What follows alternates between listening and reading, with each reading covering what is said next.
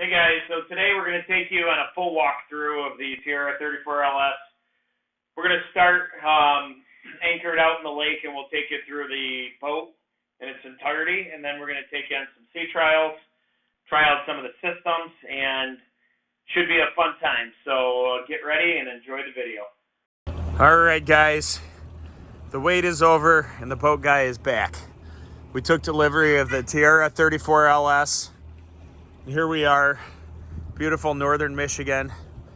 We got about 20 hours on this. Our original plan was to give you an unboxing, kind of you see it as we see it, but that didn't work out. So we're pretty used to the boat by now, and we'll take you around. So this one, we got what was in stock here. It has the twin Mercury 300s. Would have probably bought the 400s, but these are actually a newer chassis, these engines, a newer midsection. They run pretty quiet. They're idling right now. I don't know if you can hear them through the video, but from what the boat guy says, the other boat guy at the marina, the time to plane's actually a lot quicker with these, and I think the gas mileage is a little better as well. But the top speed's about 47. I think guys with the 400s are saying they can get up to maybe 50, 51, 52, so that's that. So we'll take you around the boat. So this one's pretty much fully loaded. Got the TV there, comes with an antenna on the hardtop. We got to figure out some Roku or something. Also doesn't come wired in to play on the stereo, which is something we'll probably have to figure out. But anyway, we'll start. We did buy this weather enclosure, the isinglass. There's a piece that goes on the back as well. You can see the track up here. But this is cool. In northern Michigan, it's about 60 this weekend, windy, cold. So you button this thing up. We like to keep the back open so you're not completely closed in. And with the heat running, it's actually pretty nice. There were times where we had to turn the heat off because it was getting too hot. So we're gonna start. We got the Seakeeper spooling up here. We'll talk about that in a minute. We're gonna go fire up the generator to get some heat going because it is a little cold. So we're gonna take you down under here. Cooling, that's the helm air, that's the cabin air. Radio for the cabin zone. You got your AC system, your DC system. And then down below, we have our tank monitors. So that shows we've been using the toilet. We got some water, bilge alarm, and then the generator. So the generator is super easy to turn on. You hit the on button. See that oil pressure light is red. You hit start. Once that turns green, you got oil pressure. It's running. You can kind of hear it. Probably not on the video, but we can hear it. So then you come up here. You want to keep the main loads off this thing. So when you, if I had all this AC on and then turn the generator on, it's happened where it actually stalls out. So I can, if I was on shore power, I'd want to flip that off, slide it to generator, flip that on. You can see the voltage. Then usually I'll turn one of the air conditioners on first, let it kick in. When I say kick in, I mean the compressor turns on, which when one of these lights goes to either heating or cooling, that's when the compressor's on. That's really the biggest load. I'll let that happen, then I'll turn the other one on, and it's really the only reason other than the battery charger, or if you wanted to use the water heater or the grill. Well, you need the generator, but it's definitely a nice to have. I have a feeling once it gets warm out here too, we're going to be happy to have the air conditioning in this cabin because it'll get quite warm. So anyway, those are on. We'll let those do their thing.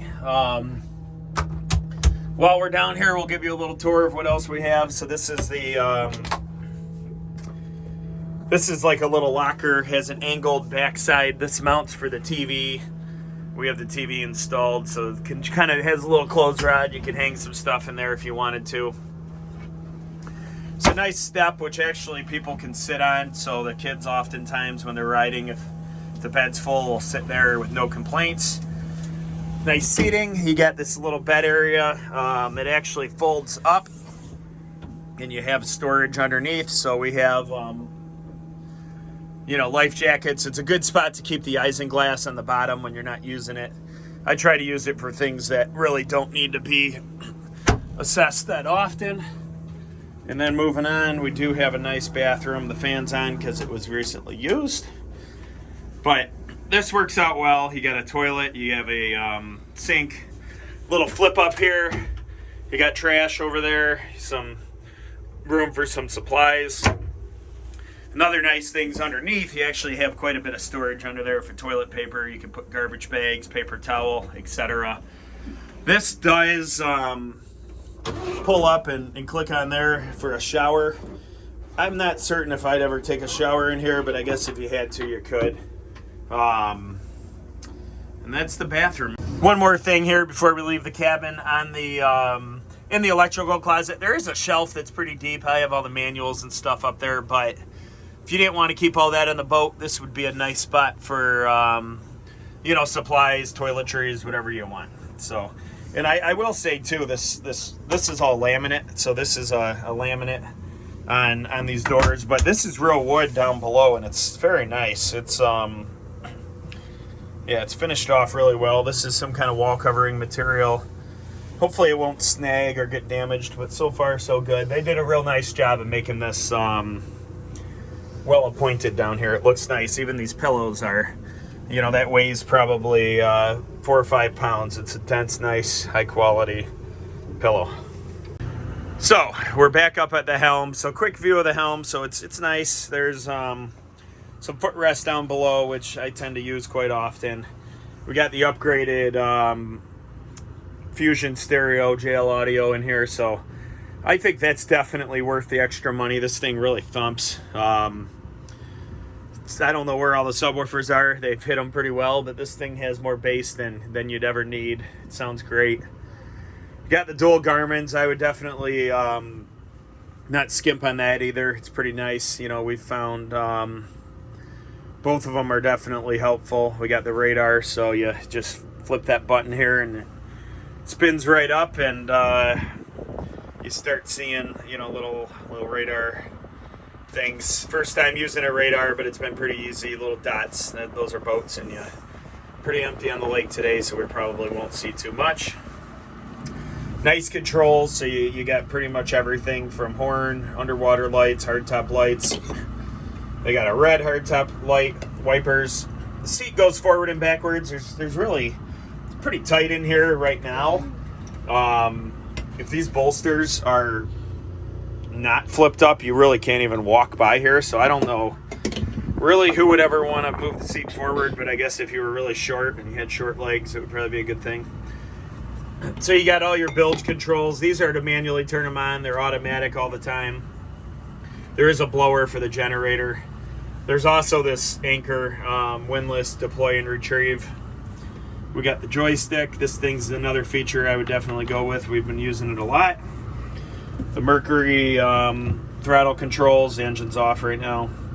Trim tabs, and then this cool little bow thruster, which we also use a lot. That's a nice feature. Plenty of cup holders, and then certainly cool, you got this big spot up here. It's where your ignition is. You put all these little sun covers, sunglasses, boat lift remote. I seem to throw a lot of stuff up there, and then the rest of this is just a nice padded top section up top. So if you get the Yamaha, I think you actually end up with another little Garmin screen for the autopilot, but they're not selling this with the Yamahas right now. But otherwise, you have your Mercury vessel view, which is pretty cool. We usually just leave it on the engine screen for the RPMs. If you do the RPMs on the Garmin, it's a little bit delayed.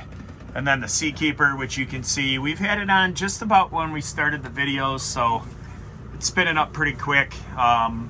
We have it going to 9,000 RPMs. You can set it to go to 6,000, and we'll go try to find some waves and show you how that works, but it's been pretty cool. So this door, slides shut, open. There's a little flip up thing to keep it open when you're driving. And then last but not least, over here, we have the Garmin radio that comes with it with a speaker right here. Relatively easy, good spot. And then you got your controls here for the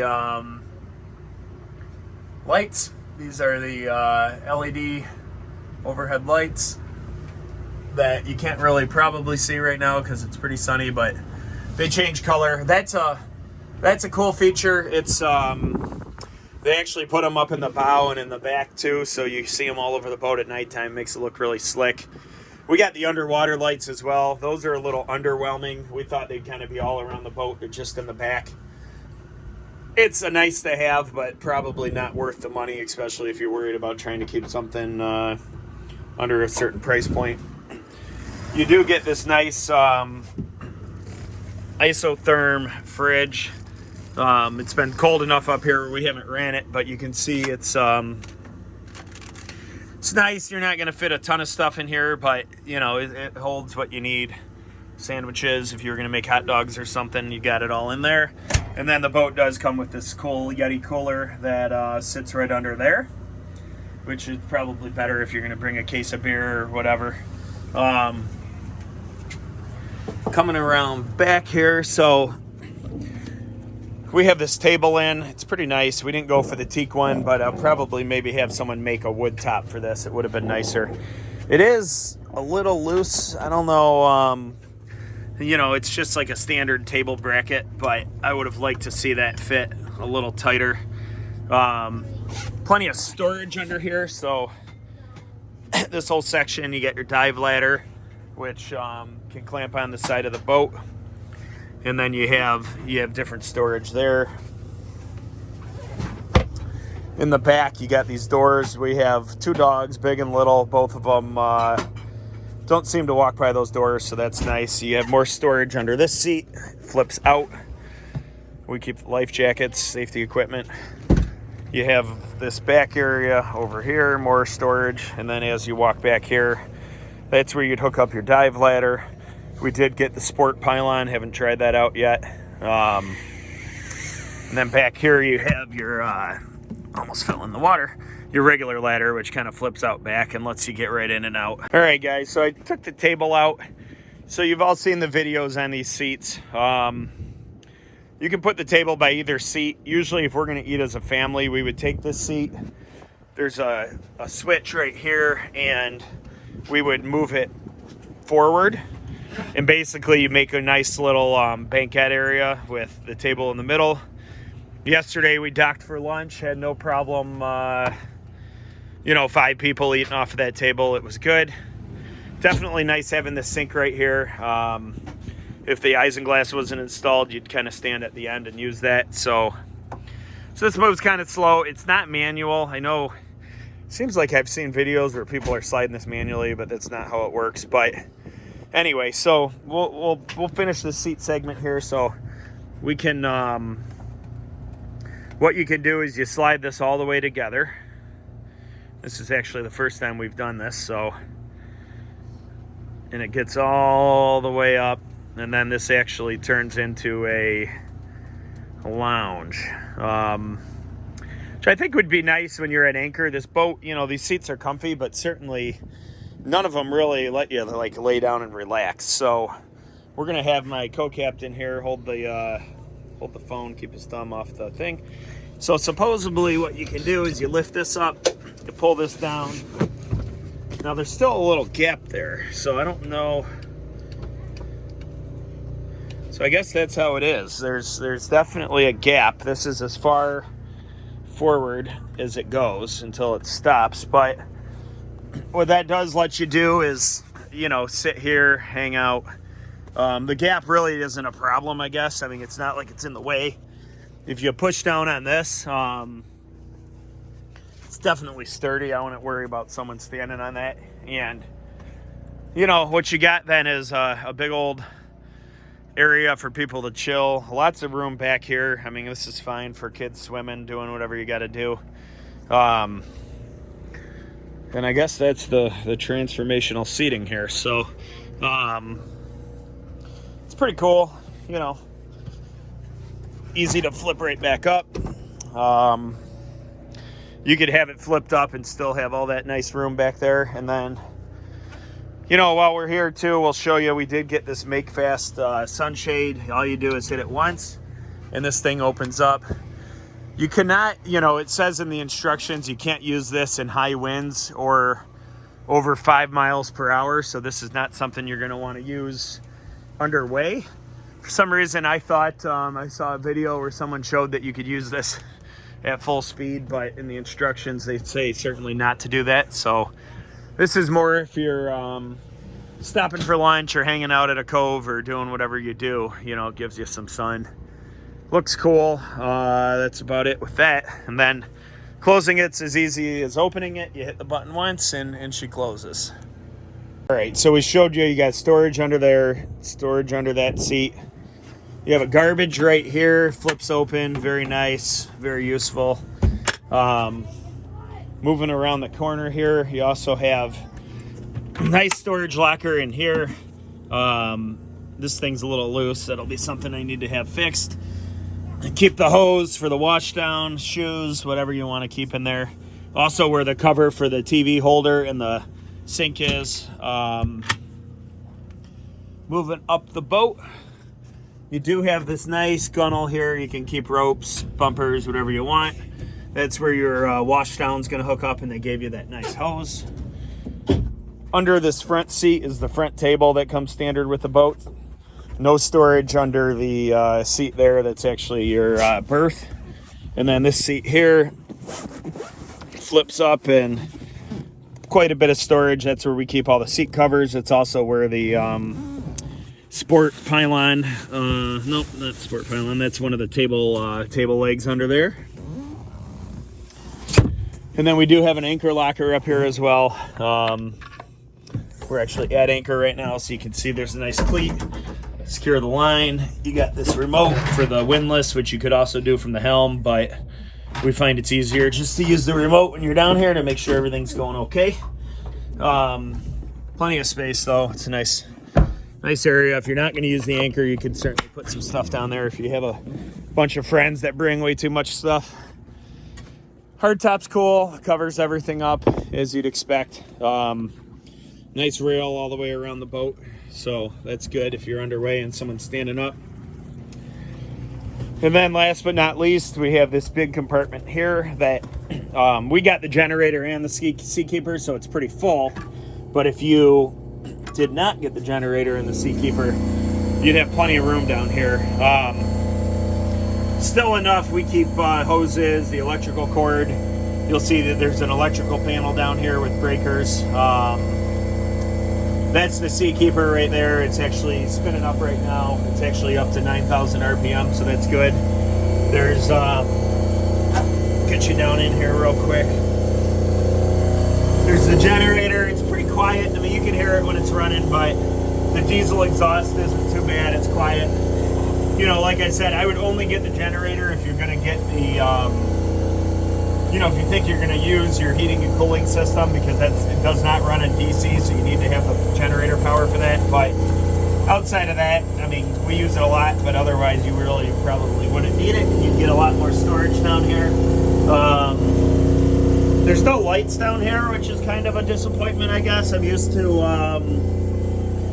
other boats I had where there's lights. I mean, this definitely has a big hatch, so maybe they think you don't need a light. Hopefully I don't need to be down there working on the boat too often, so it wouldn't matter, but I think it would have been nice for a light to have been placed down there that just automatically turns on when the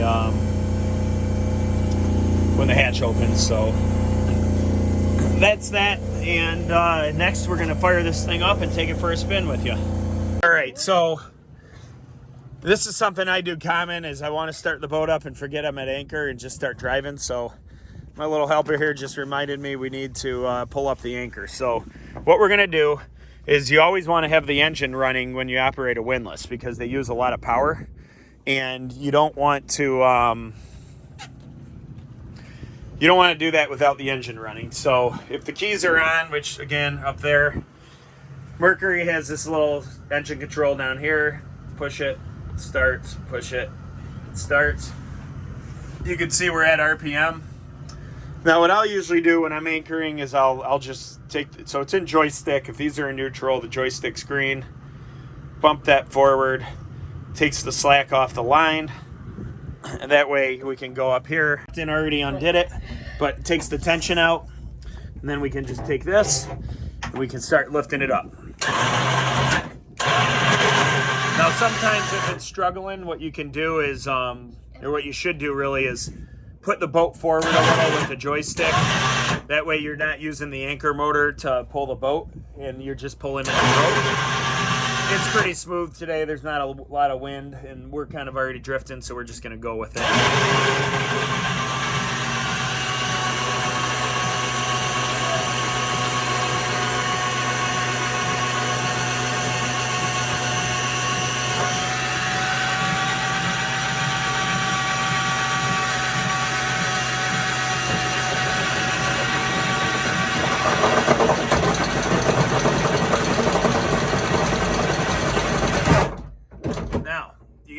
where you got to be careful, because right now what you can see we're doing, that anchor is not right. So if we were to keep pulling this up, we'd probably ruin the boat. So we're going to put it back down.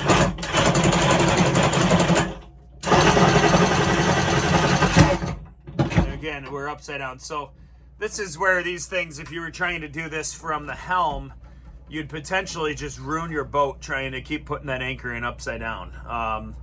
So we're going to put it back down. And then what you're basically going to have to do is crawl over the front of the boat without falling in the water. That's the most important part. You don't want to fall in. And we're going to spin the anchor so it's right. And it's going to probably spin back on us. And then we're going to hit the up button here. And now you can see the anchor is right. And then it actually gets up tight. You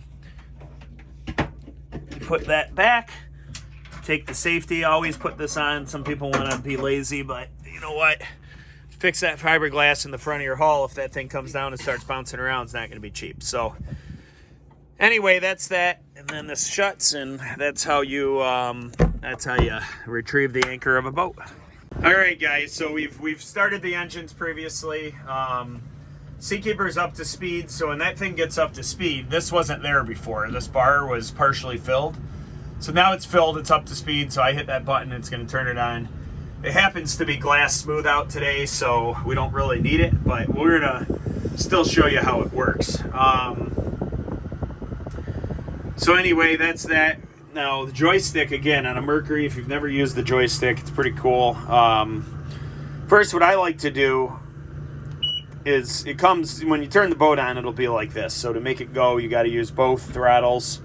I like to use the one lever mode, which is going to make the left lever the only one that works. So I can take this right lever and do whatever I want and it does nothing.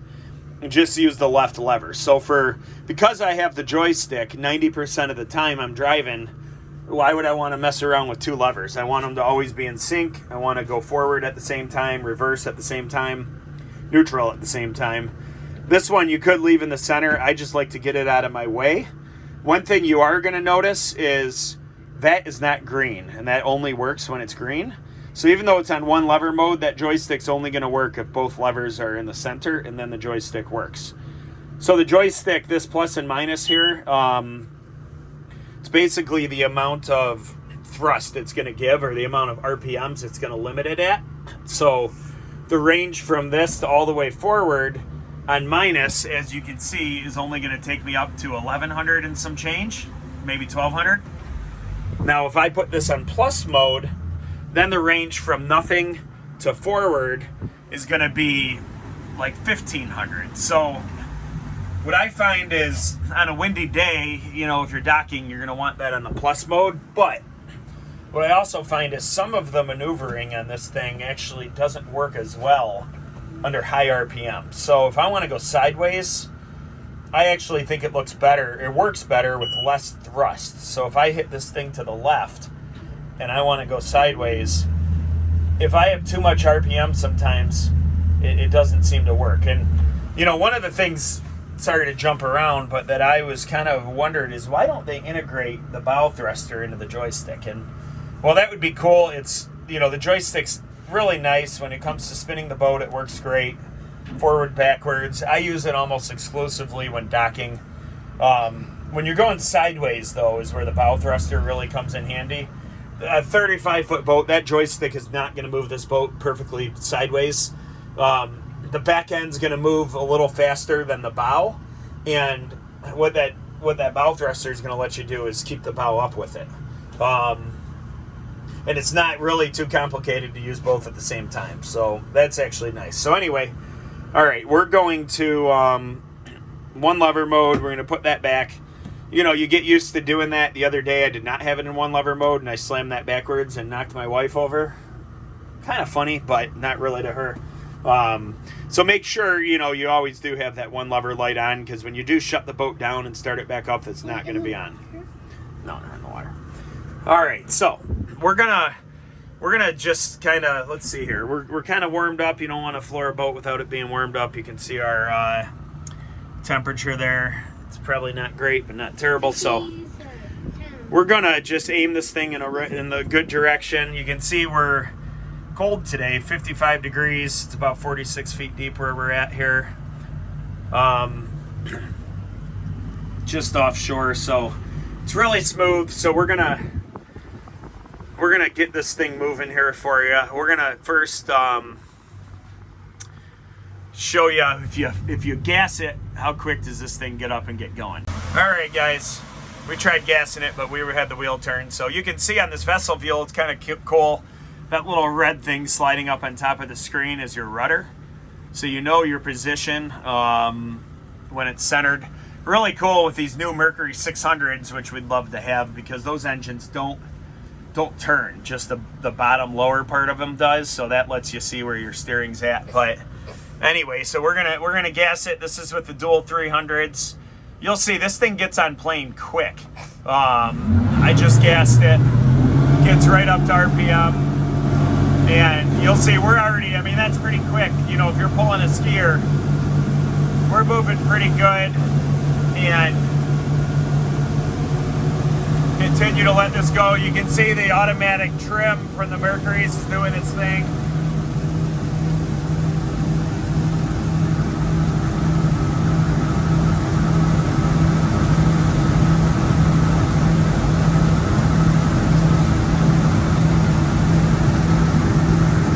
That's about as quick as it's going to go with these 300s. Again, with the 400s, I think you can take this thing north of 50. One thing though, I would say as far as top speed goes, I mean, it's cool having the top speed, but top speed's cool until you look down here and you see you're using 48 gallons an hour.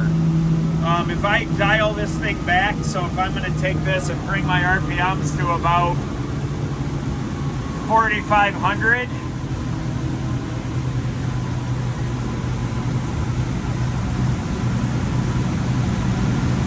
so we're gonna dial it down to about 4,500 RPMs.